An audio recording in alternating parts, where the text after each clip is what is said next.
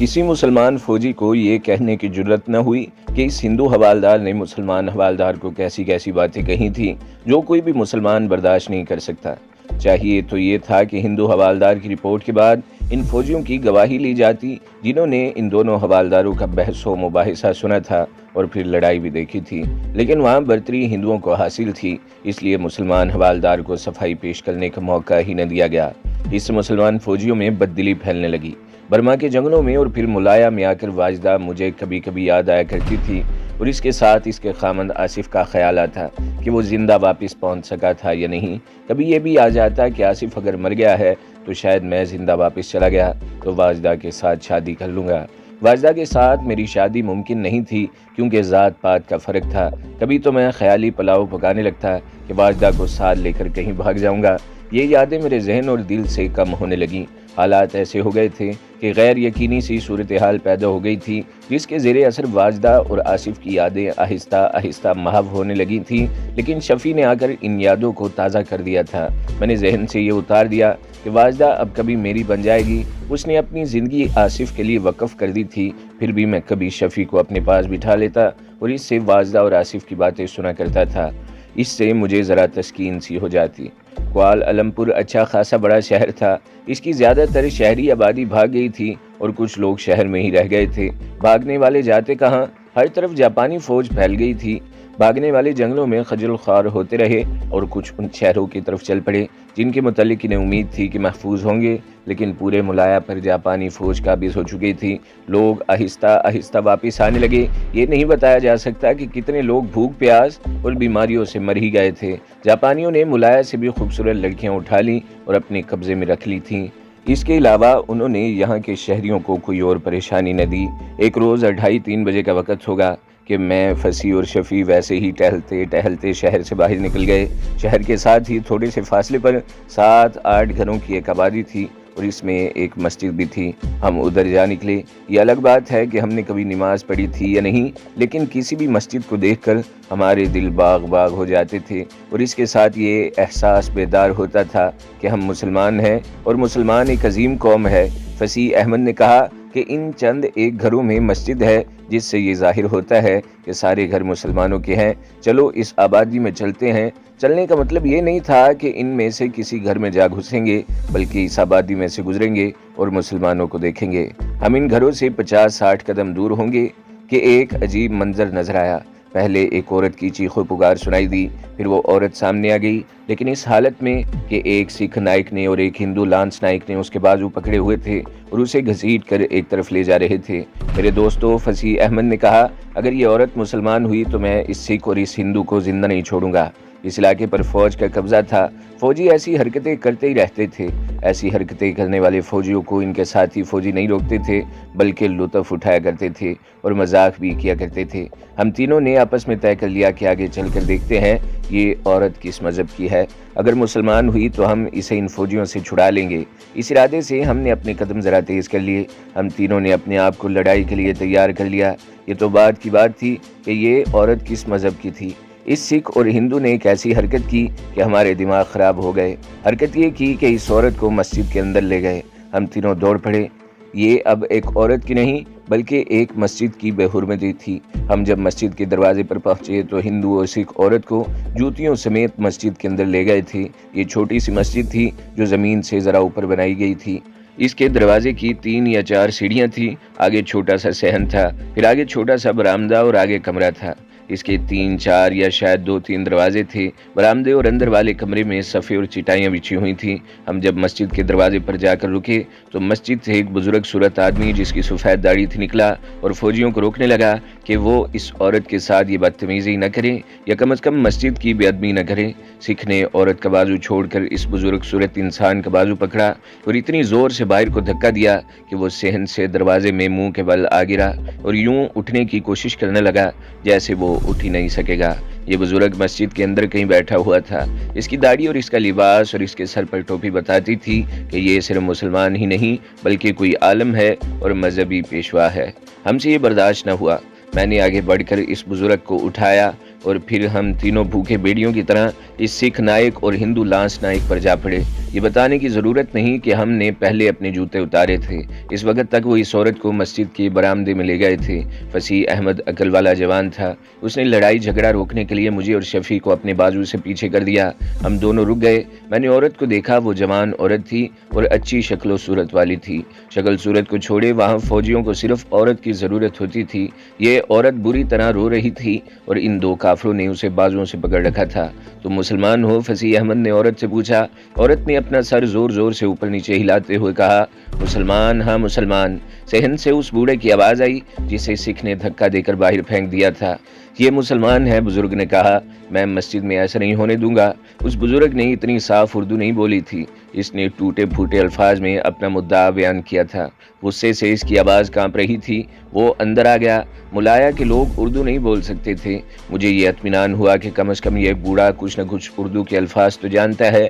سکھ یہ سمجھا کہ ہم بھی اس جیسے فوجی ہیں اور ہم اس عورت میں حصہ وصول کرنے کے لیے آئے ہیں۔ اس نے کہا کہ یہ شکار ہمارا ہے، پہلے ہم اور پھر اسے ہم تمہارے حوالے کر کے چلے جائیں گے۔ یہ باتیں پنجابی میں ہو رہی تھیں۔ یہ کسی کا بھی شکار نہیں، فصیح نے سکھ سے کہا۔ اسے چھوڑ دو، اور دوسری بات یہ دیکھو کہ تم نے مسجد کی بے ادبی کی ہے، جوتوں سمیت مسجد میں آ گئے ہو اور پھر مسجد میں تم بدکاری کرنا چاہتے ہو۔ ہم مسلمان ہیں اور یہ ہم برداشت نہیں کریں گے۔ تم ہمارے فوجی بھائی ہو، اس لیے تمہیں ایک موقع ضرور دیں گے۔ جاؤ اے نس جائے تو۔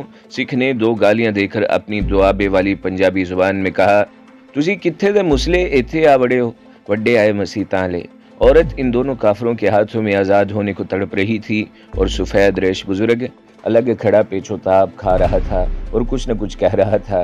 شفیع سکھ کے بائیں پہلو کی طرف کھڑا تھا۔ سکھ کی یہ بےہودہ بات اس کے منہ سے نکلی ہی تھی کہ شفیع نے اس کے منہ پر بائیں طرف سے بڑی زور سے گھونسا جما دیا۔ سکھ کی گرفت عورت پر ڈھیلی ہوئی اور وہ دائیں طرف کو گرنے لگا۔ فصیح نے عورت کو کاندھوں سے پکڑ کر اپنی طرف کھینچا اور چھوڑ دیا۔ عورت ہندو کے ہاتھوں سے بھی آزاد ہو گئی۔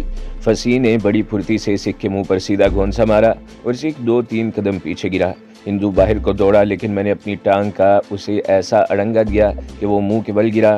وہ ہاتھوں اور گھٹنوں کے بل اٹھ رہا تھا کہ میں نے اس کے پہلو میں بڑی زور سے کک ماری۔ وہ پیٹھ کے بل پیچھے جا پڑا۔ میں نے اس کے دوسرے پہلو میں اسی طرح ایک اور کک ماری۔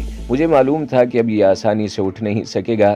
میرا خون ایسی بری طرح ابل رہا تھا کہ یہ خون میرے دماغ کو چڑھ گیا۔ ہندو میرے سامنے پیٹھ کے بل پڑا تھا اور اس کے چہرے سے پتہ چلتا تھا وہ کتنی تکلیف میں ہے۔ میں نے اپنا دایاں پاؤں اس کی شہرک پر رکھ کر اوپر پورے جسم کا وزن ڈال دیا۔ وہ تڑپنے لگا اور دونوں ہاتھوں سے میرا پاؤں پکڑ کر ہٹانے لگا، لیکن میں نے اور زیادہ زور سے پاؤں دبایا۔ میں نے نہیں دیکھا کہ عورت ابھی مسجد میں ہے یا بھاگ گئی ہے، نہ میں نے یہ دیکھا کہ میرے دونوں دوست کیا کر رہے ہیں۔ البتہ آوازیں ایسی سنائی دے رہی تھیں کہ وہ سکھ نائک کی بڑی اچھی طرح مرمت کر رہے تھے۔ مت چھوڑو کافر، مت چھوڑو۔ یہ آواز بزرگ ملائی کی تھی۔ مار دو ان کو، مت چھوڑو کافر کو۔ ہندو میرے پاؤں کے نیچے تڑپ رہا تھا اور میں پاؤں کا دباؤ بڑھاتا ہی چلا جا رہا تھا، حتیٰ کہ ہندو کا تڑپنا ختم ہو گیا اور جن ہاتھوں سے اس نے میرا پاؤں پکڑ رکھا تھا وہ ہاتھ ڈھیلے پڑ گئے اور نیچے کو گر پڑے۔ اس کی آنکھیں پوری سے بھی زیادہ کھلی ہوئی تھیں اور اس کا منہ اس طرح کھل گیا تھا کہ دانت نظر آ رہے تھے اور زبان تھوڑی سی باہر نکل آئی تھی۔ اس سے مجھے یقین ہو گیا کہ یہ مر گیا ہے۔ میں نے پاؤں اس کی شہرک سے ہٹایا تو اس کا سر ایک طرف ڈھلک گیا۔ کھلی ہوئی آنکھوں میں اور کھلے ہوئے ہونٹوں میں اب کوئی حرکت نہیں تھی۔ اس وقت میں نے دیکھا میرے دونوں دوستوں نے سکھ کو اس طرح مارا پیٹا تھا کہ وہ بے ہوش ہو گیا تھا اور بے سدھ فرش پر پڑا تھا۔ میں ابھی تک دیوانگی کی کیفیت میں تھا۔ میں تو بالکل ہی وحشی بلکہ درندہ بن گیا تھا۔ میرے دوستوں نے دیکھا کہ سکھ بے ہوش اور بے سدھ ہو گیا ہے تو انہوں نے اسے ٹھڈے مالنے چھوڑ دیے اور میری طرف دیکھا۔ دونوں کے چہروں پر اور آنکھوں میں خون اترا ہوا تھا۔ اس وقت ہم تینوں دوست پکے مسلمان تھے۔ دوسرا کہاں ہے؟ فصیح نے مجھ سے ہندو لانس نائک کے متعلق پوچھا۔ وہ تو مر گیا، میں نے جواب دیا اور بتایا کہ میں نے اسے کس طرح ختم کیا ہے۔ پھر اسے بھی ختم کرو، شفیع نے کہا۔ اسے چھوڑ دیا تو یہ رپورٹ کرے گا، پھر سوچ لو ہمارا انجام کیا ہوگا۔ فصیح نے کوئی بات منہ سے نہ نکالی۔ بے ہوش سکھ کے پاس گھٹنوں کے بل ہو گیا اور اس کی گردن اپنے دائیں ہاتھ میں اس طرح لے لی کہ اس کی شہرک کو دبا لیا۔ سکھ بے ہوشی میں بھی تڑپا کیونکہ اس کی سانسیں رک گئی تھیں، لیکن ہندو جتنا نہ تڑپ سکا اور جلد ہی مر گیا۔ دونوں کو ختم کر کے ہم نے دیکھا کہ مسجد میں اللہ اور بزرگ کے علاوہ اور کون آ گیا ہے۔ 4 اور آدمی آ گئے تھے جو شکل و صورت اور لباس سے مسلمان لگتے تھے۔ وہ عورت کی آہو پکار سن کر دوڑے آئے۔ مار دیا، بزرگ نے ہم سے کہا۔ ٹھیک کیا، بہت ٹھیک کیا۔ اس نے ان 4 آدمیوں کی طرف دیکھ کر اپنی زبان میں کچھ کہا۔ ان میں سے ایک آدمی دوڑا گیا اور اس نے مسجد کا دروازہ بند کر کے اندر سے چٹخنی چڑھا دی۔ وہ جو کہتے ہیں کہ قتل ایک لمحے کا پاگل پن ہوتا ہے، وہ 100% ٹھیک کہتے ہیں۔ غصے میں آدمی پاگل پن کے قریب پہنچ جاتا ہے، اور بعض انسانوں پر غصہ اس قدر غالب آ جاتا ہے کہ ان کی عقل پر پردہ پڑ جاتا ہے اور چند لمحوں کے لیے ان پر پاگل پن طاری ہو جاتا ہے، جس کے نتیجے میں وہ اپنی جان لے لیتے ہیں یا کسی کو قتل کر دیتے ہیں۔ ہم پر جو پاگل پن طاری ہوا تھا، اس میں ہم اپنے آپ کو حق بجانب سمجھتے تھے، اللہ کے گھر کی بے حرمتی اور اس کے ساتھ ہی ایک مسلمان خاتون کی بے حرمتی کوئی بزدل مسلمان بھی برداشت نہیں کر سکتا۔ لیکن ہم نارمل ذہنی حالت میں آئے تو کچھ پریشان ہو گئے۔ میں آپ کو اپنا رد عمل بتاتا ہوں۔ وہ یہ تھا کہ ہم تینوں نے 2 فوجیوں کو قتل کر دیا تھا اور اب ہمیں اس کی سزا مل سکتی تھی۔ ان لاشوں کو ہم یہاں تو نہیں چھوڑ سکتے، فصیح نے کہا۔ اگر ہم انہیں یہیں چھوڑ کر چلے گئے تو یہ مسلمان بیچارے مارے جائیں گے۔ ہم نے فصیح کی تائید میں کچھ کہا اور شفیع بھی کہنے لگا کہ اب سوچنا چاہیے کہ ان لاشوں کو کہاں غائب کریں۔ بزرگ ملائی سمجھ گیا کہ ہم کیا کہہ رہے ہیں اور یہ بات کتنی ضروری ہے۔ وہ ہمارے قریب آ گیا۔ مسجد میں کنواں ہے، بزرگ نے ٹوٹی پھوٹی اردو میں کہا۔ دونوں کو اٹھا کر کنویں میں پھینک دیتے ہیں، پھر آپ پانی کہاں سے لیں گے؟ فصیح نے کہا۔ کنواں ناپاک ہو جائے گا۔ ہم نے مسجد کے اس کونے کی طرف دیکھا جس طرف اس بزرگ نے اشارہ کیا تھا۔ وہاں ہینڈ پمپ لگا ہوا ہے اور اس کے ساتھ لکڑی کے تختے تھے۔ ان تختوں کے نیچے کنواں تھا، پانی ہینڈ پمپ سے نکالا جاتا تھا۔ بات تو ٹھیک تھی کہ لاشوں کو کنویں میں پھینک کر اوپر پھر تختے جما دیے جاتے، لیکن یہ کنواں ان لوگوں کے لیے بالکل ہی بیکار ہو جاتا۔ یہ بات بھی سوچنے والی تھی کہ لاشوں نے تھوڑے ہی عرصے بعد بدبو پیدا کرنی تھی جو ان لوگوں کو پکڑوا سکتی تھی۔ یہ تو بڑا ہی خطرناک مسئلہ تھا جس کا حل فوری طور پر سوچنا تھا۔ ہم زیادہ دیر وہاں رک بھی نہیں سکتے تھے، ہمیں واپس بھی جانا تھا اور اس طرح جانا تھا ہمیں کوئی دیکھ نہ سکے کہ ہم کس طرف سے آئے ہیں۔ بزرگ ملائی کا یہ حال تھا کہ ہمارے ساتھ اردو کے الفاظ ڈھونڈ کر ہمارے ساتھ بات کرتا اور پھر اپنے 4 آدمیوں کے ساتھ اپنی زبان میں بات کرتا۔ ان سے مشورے لے رہا تھا کہ لاشیں کہاں پھینکی جائیں۔ ان میں سے 2 آدمی کہتے تھے کہ رات کو آبادی سے کچھ دور جا کر ایک گڑھا کھودیں گے اور لاشیں اس میں دبا دیں گے۔ ہم نے اس مشورے کو قبول نہ کیا کیونکہ رات کو جاپانیوں کی پیٹرول پارٹی یعنی گشتی پہرا گھومتی پھرتی رہتی ہیں، اس لیے پکڑے جانے کا خطرہ تھا۔ وہ 4 آدمی جو تجویز یا مشورہ پیش کرتے، ان کا ترجمہ بزرگ ہمیں سناتا تھا کہ تجویزیں سامنے آئیں اور اچانک بزرگ کے چہرے پر چمک سی آ گئی اور وہ تھوڑا سا مسکرایا۔ اس نے بتایا کہ اس بستی میں 2 گھر غیر مسلموں کے ہیں اور دونوں خاندان یہاں سے چلے گئے تھے اور ان کے مکان خالی پڑے ہیں۔ اس نے کہا کہ ایک مکان میں اسی طرح کا چھوٹا کنواں ہے جیسا مسجد میں ہے، اس پر تختے لگے ہوئے ہیں اور پانی نکالنے کے لیے ہینڈ پمپ استعمال ہوتا ہے۔ رات کو لاشیں اس کنویں میں پھینکی جا سکتی ہیں۔ یہ ایک ایسی تجویز تھی جو ہمیں اچھی اور بے خطر لگی۔ آج کل آپ نے دیکھا ہوگا کہ کہیں پانی نکالنے کے لیے ہینڈ پمپ لگانا پڑے تو وہاں زمین میں بور کیا جاتا ہے اور جب پانی نکل آتا ہے تو ہینڈ پمپ کا پائپ وہاں ڈال دیتے ہیں اور ہینڈ پمپ پانی نکالنے لگتا ہے۔ میں جس وقت کی بات کر رہا ہوں اس وقت کنواں کھودا جاتا تھا اور اس میں ہینڈ پمپ بھی لگایا جاتا تھا۔ بعض لوگ کنویں میں سے ڈول سے بھی پانی نکالتے تھے اور ہینڈ پمپ سے بھی، اور بعض لوگ کنویں کے اوپر پھٹے لگا دیتے تھے اور صرف ہینڈ پمپ استعمال کرتے تھے۔ وہاں بھی ہم نے یہی سسٹم دیکھا تھا۔ طے یہ ہوا کہ لاشیں مسجد میں پڑی رہیں اور ہم تینوں دوست رات کو آئیں گے اور لاشیں اٹھا کر اس مکان میں لے جائیں گے اور کنویں میں پھینک دیں گے۔ بزرگ نے کہا کہ ہم اگر نہ بھی آئیں تو وہ خود ہی یہ کام کر دیں گے، لیکن ہم نے مناسب نہ سمجھا کہ ایسا خطرناک کام ان کے سپرد کیا جائے۔ وہ بھلے سے لوگ تھے اور انہوں نے مرنے مارنے کا اور لاشوں کو ٹھکانے لگانے کا کبھی کام نہیں کیا تھا۔ ہم انہیں کسی مشکل میں ڈالنے سے گریز کر رہے تھے۔ آخر یہی طے ہوا کہ ہم رات کو پہنچ جائیں گے اور انہیں اندازاً وقت بتا دیا۔ لاشوں کو وہیں پڑے نہیں رہنے دیا گیا۔ ہم نے لاشوں کو گھسیٹا اور مسجد کے کمرے میں لے گئے اور ان کے اوپر صفے اور چٹائیاں پھینک دیں۔ پھر دیکھا تو ذرا سا بھی شبہ نہیں ہوتا تھا کہ ان چٹائیوں وغیرہ کے نیچے لاشیں پڑی ہیں۔ ان لوگوں نے کمرے کے دروازے بند کر دیے۔ بزرگ نے بتایا کہ نماز صحن میں پڑھا کرتے ہیں، وہ سردیوں کے دن نہیں تھے۔ اب ایک بات رہ گئی تھی جو فصیح کے دماغ میں آئی تھی۔ اس نے بزرگ ملائی سے کہا کہ ان دونوں کی تلاش میں اگر کوئی فوجی ادھر آ نکلے اور پوچھے کہ 2 فوجی ادھر آئے تھے تو وہ صاف انکار کر دیں اور کہیں کہ وہ زیادہ تر گھروں کے اندر رہتے ہیں، اس لیے انہیں پتہ ہی نہیں چلتا کون آیا تھا اور کون گزر گیا۔ اس طرح کی کچھ باتیں بزرگ کو بتا کر ہم مسجد سے نکلنے لگے تو ان 4 آدمیوں میں سے ایک نے ہم تینوں کے ساتھ باری باری ہاتھ ملایا اور ہم تینوں کے ہاتھ چومے اور پھر وہ زارو قطار رونے لگا۔ پتہ چلا کہ یہ عورت اس کی بیوی تھی۔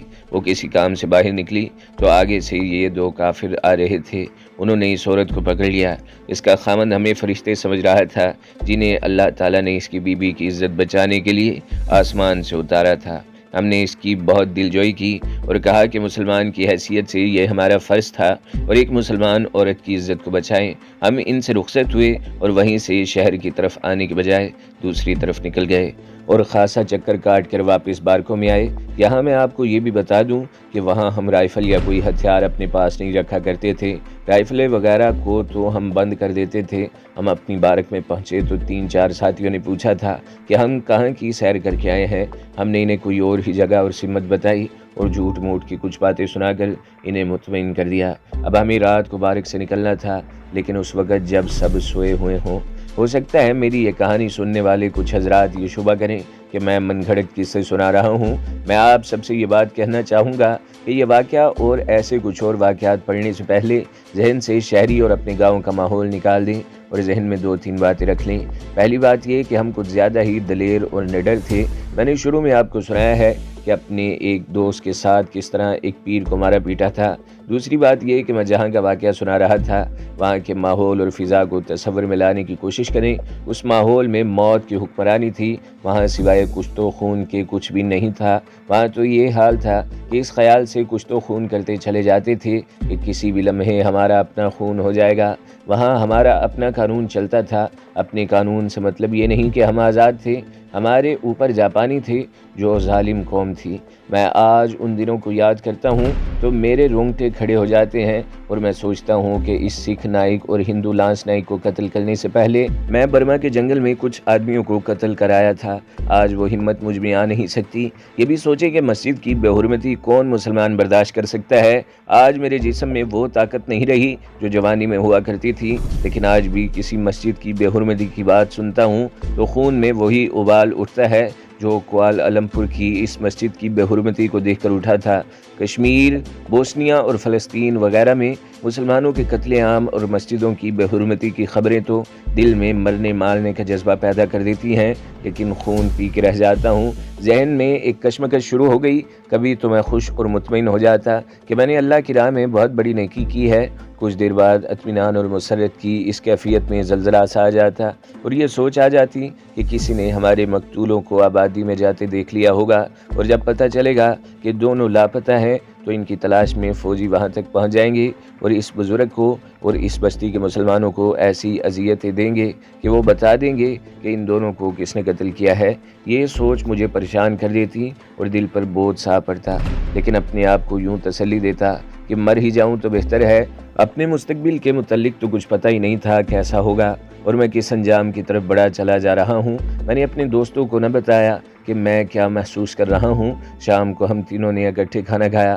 کھانے کے دوران ہم سرگوشیوں میں یہی باتیں کرتے رہے۔ میرا خیال ہے کہ فصیح اور شفیع بھی میری طرح کچھ گھبرائے تھے۔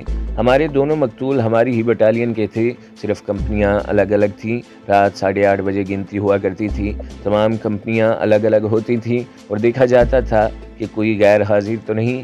اگلے روز کے احکام اور پروگرام گنتی کے بعد بتائے جاتے تھے۔ گنتی کا وقت ہو گیا اور جب گنتی سے ہمیں ڈسمس کیا گیا تو اس سے تھوڑی دیر بعد یہ خبر ہماری کمپنی تک بھی پہنچ گئی کہ فلاں سکھ نائک اور ہندو لانس نائک لاپتہ ہیں۔ پہلے تو یہ خیال گزرا کہ وہ گنتی سے غیر حاضر ہیں۔ ایسا ہو نہیں سکتا تھا کیونکہ گنتی سے غیر حاضری فوجی قانون کے تحت جرم تھا۔ گنتی کے بعد ہم بارک میں آ گئے اور سوچنے لگے کہ سب سو جائیں تو ہم اپنے کام کے لیے نکلیں گے۔ تو دوستو، اگلی قسط سننے کے لیے ہمارے چینل کو ضرور سبسکرائب کریں، ویڈیو کو لائک کریں اور بیل کے آئیکن پر بھی کلک کر دیں تاکہ ہر جو آنے والی ویڈیوز ہیں وہ آپ کو سب سے پہلے ملتی رہیں۔